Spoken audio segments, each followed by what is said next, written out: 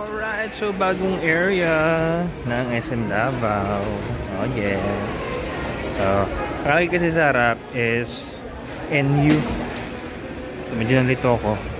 Pero this is the new place. Alright. Tapos may Tokyo Matcha na rin eventually.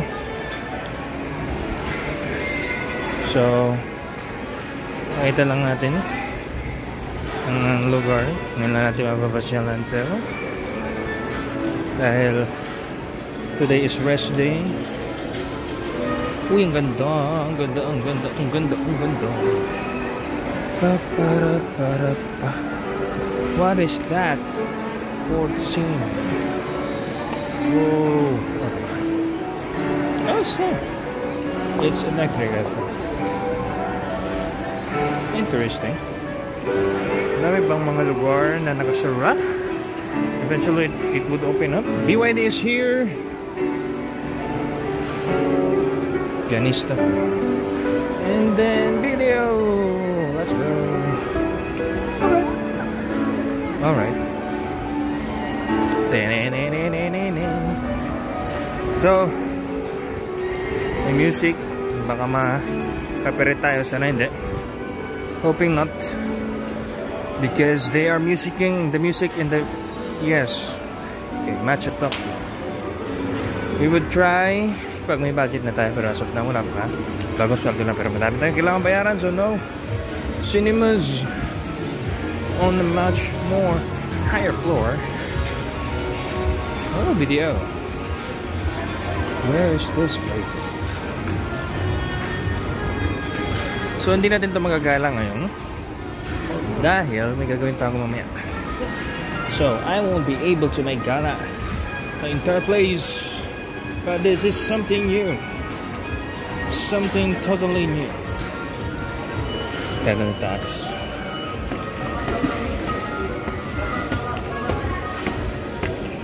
Hoping. Oh! Opened, not closed. That's wrong. Oh, flying tiger. What is that? So marami pang all sports. So mas magkaroon ng mga sports gear. Uy, kachapon. Wow, t-shirt shirt. Spanish quality. Nice. And then Lego Yuka Motto still closed. So ito yung area. Eventually magbubukas yung mga area na yan.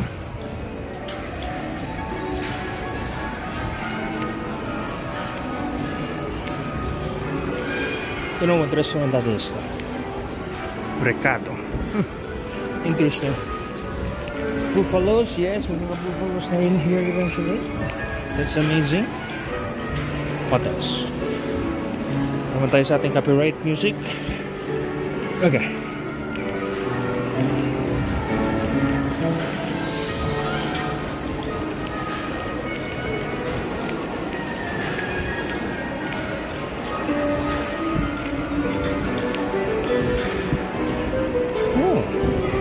Pinagkaroon na ng place yung stall. Kung nasweldo ko, binilang ko si mama ng Happy Skin tsaka BLK, and it was originally just a place. Oh, Davao Famous is here.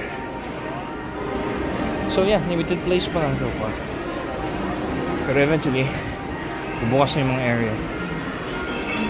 It will be see-through. So alam na tayo naman yung mga bago bye yung. Alright, so mapapansin nyo ito na in-add ko lang dun sa isang video kasi ngayon bukas na yung bagong area dun sa SM. So marami pang parts na hindi bukas, and syempre pupulituin pa nila yun, so pang next year pa siguro. Pati yung bagong sinihan. And speaking of sinihan, well, at least na-adjust na nila yung volume. Medyo pantay-pantay na yung volume. Kaso wala masyadong trailer na napanood, puro commercial. Tapos, at least may mga quality na.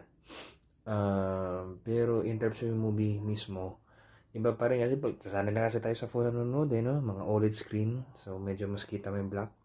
Pagka sinehan kasi, well, mga lumang sinehan, ewan ko kung may bagong technology dun, yung pag may mga bagong sinehan, kung mas maganda na or what, I don't know.